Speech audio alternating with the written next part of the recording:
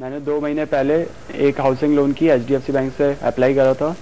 तब मुझे offer rate 10.5% बताया गया और जब लोन पास होकर आया तब मुझे अभी ऑफर रेट 11.75% बताया गया। क्या मैं इस लोन को विड्रॉल कर सकता हूँ या नहीं? हर्ष, अगर आप बताएं, क्या इतनी जल्दी प्रोसेस होते होते EMI इतनी ज्यादा बढ़ सकती है, रेट्स इतने ज्यादा बढ़ सकते हैं? तो पिछले 1 महीने में ये दूसरा टाइम है जबकि रेट्स बढ़ी है। तो पिछली बार 0.5% बढ़ी थी, अब की बार 0.25% बढ़ी है। तो जो 11.25 का रेट है वो करीबन मार्केट की रेट है। तो ये तो बढ़ी है, तो that is the fact of life. तो अब सवाल ये है कि इन्होंने पूछा है कि मैं विड्रॉ कर सकता हूँ क्या। तो मेरे ख्याल से ये पूछ रहे हैं कि अगर इन्होंने लिया नहीं है तब तो कोई प्रॉब्लम ही नहीं है।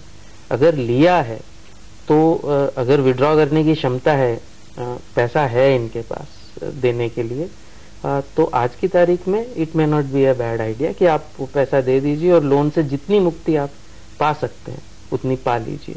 और अगर अभी तक लिया नहीं है तो उनकी सिर्फ रिस्क है प्रोसेसिंग फीस की, तो वो रिस्क तो ले सकते हैं अगर उनको घर खरीदने का डिसीजन डिले करना हो तो। 2 साल पहले मैंने लोन लिया था घर के लिए ICICI बैंक से। 14,38,000 का लोन लिया था और वो टाइम था इंटरेस्ट कुछ 9%। 20 साल के लिए मैंने लोन लिया था।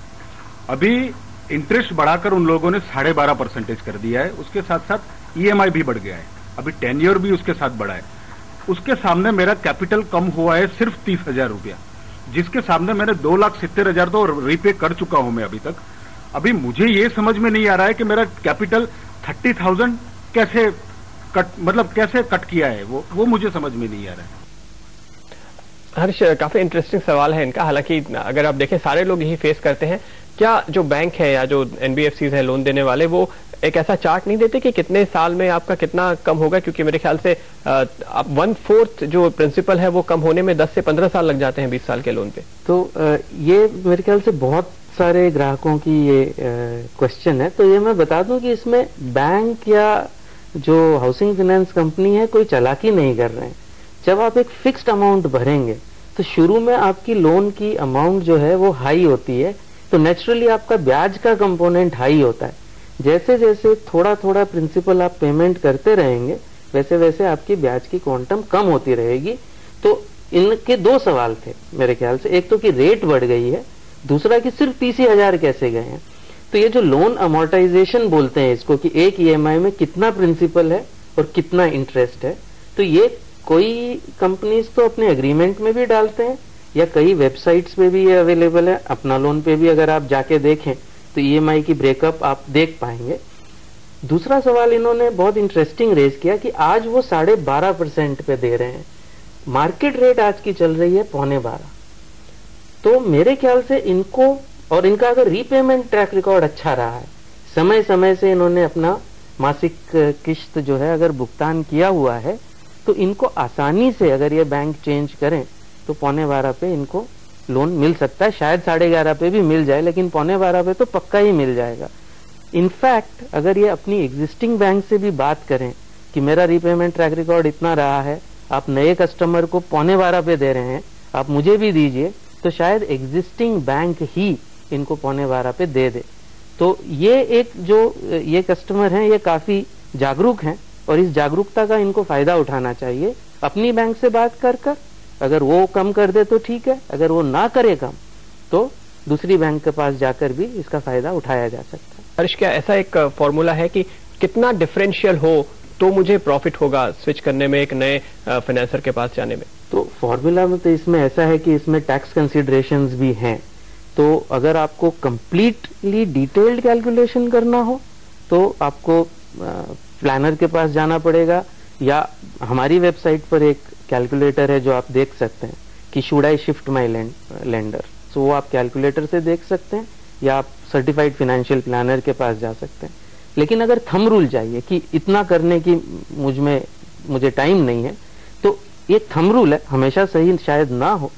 अगर 0.5% रिडक्शन आपको मिल रहा है, आपकी अवधि कम से कम 5 साल से ज्यादा है, तो बाकी अवधि, तो मोटा मोटी 95% ऑफ द केसेस में आपको फायदा होगा। मेरा होम लोन चल रहा था जिसकी EMI 6000 थी, जो अब इंटरेस्ट रेट बढ़ने के साथ 7000 के आसपास हो गई है। तो मेरे को EMI मैनेज करना बड़ा मुश्किल हो रहा है। अब आप बताइए मेरे पास क्या क्या ऑप्शन है कि मैं टेन्योर बढ़ा दूं या EMI ऐसे ही दूं? सबसे पहला ऑप्शन जो कि EMI से जुड़ा है वो ये है कि सबसे पहले आप देख लें कि आपकी बैंक ज्यादा तो आपको चार्ज नहीं कर रही, जो मार्केट में मिल रहा है या अपने नए कस्टमर्स को दे रहे हैं, तो वो पे करना तो कम्प्लीटली मतलब कोई समझदारी वाली बात उसमें तो बिल्कुल भी नहीं है। दूसरा सवाल है कि अगर आप यंग हैं और टेन्योर बढ़ और पैसा नहीं है आपके पास, मतलब ऑब्वियसली अगर पैसा कहीं से अरेंजमेंट कर सकते हैं तो ज्यादा EMI देना बेटर है। आज की तारीख में आप लाइबिलिटी जितनी कम करें उतना अच्छा है। लेकिन अगर आपके मंथली बजट से हो नहीं पा रहा है, लमसम आपके पास है नहीं, तो आप टेन्योर बढ़वा सकते हैं। बट नॉर्मली बैंक्स 25 साल से ज्यादा का टेन्योर देने में, इवन अगर आप यंग हैं तो भी लड़खड़ाती हैं।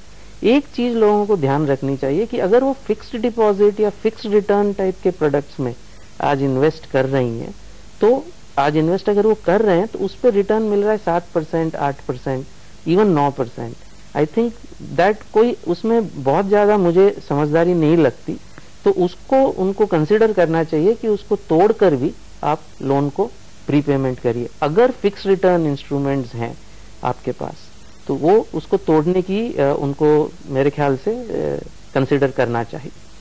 मेरा PNB बैंक से लोन चल रहा था, होम लोन चल रहा था, और तकरीबन मेरे 5000 की किस्त जाती थी। तो कल मैं बैंक गया हूँ तो मेरे को बैंक वाले ने बोला भाई 1% ब्याज दर और बढ़ गई है और आपको 5600 रुपया जो है किस्त देनी पड़ेगी, 56 रुपये। तो अभी मैं तो इस स्थिति में नहीं हूँ, मैं तो 5000 रुपया महीने का अफोर्ड कर सकता, उस हिसाब से मैंने अपनी जो किस्त बंधवाई हुई थी। तो वही मेरे पास क्या ऑप्शन है? जैसे मैंने कहा, अगर कोई कहीं से लमसम अरेंज कर सकते हैं, अगर कर सकते हैं तो एक ऑप्शन वो है कि आप लमसम कर दें तो आपकी EMI 5 ही हजार रहेगी। दूसरा ऑप्शन आपके पास ये है कि आप बैंक को रिक्वेस्ट करें कि मैं 5600 नहीं दे सकता, आप टेन्योर दीजिए, देखने में वो यंग लग रहे हैं तो शायद वो टेन्योर इंक्रीज कर लें। उन्होंने नहीं बताया कि कितने साल का लोन था, बट नॉर्मली क्या कंसिडर करता है नॉर्मली बैंक अगर हम टेन्योर इंक्रीज करने के लिए कहते हैं तो? दो चीजें हैं, एक तो कि इंक्रीज्ड टेन्योर के बाद आपकी उम्र क्या होगी, वो अगर 58-60 से ज्यादा है तो कंसर्न है क्योंकि आपकी अर्निंग्स कम होने के आसार हैं। दूसरा, ओवरऑल टेन्योर अगर 25 साल से ज्यादा हो जाता है तो बैंकों को थोड़ा उसमें झिझक होती है क्योंकि उनके पास फंड्स इतनी लंबी अवधि के लिए नहीं होते। तो ये दो चीजें बैंक्स कंसिडर डेफिनेटली करती हैं, और बैंक्स भी नहीं चाहती कि डिफॉल्ट्स हो। तो I think they are quite sympathetic हैं आज की तारीख में, क्योंकि इंटरेस्ट रेट्स इतनी तेजी से बढ़े हैं। तो इवन पब्लिक सेक्टर बैंक्स में अगर वो टेन्योर बढ़ाने की बात करेंगे तो शायद कर पाएंगे।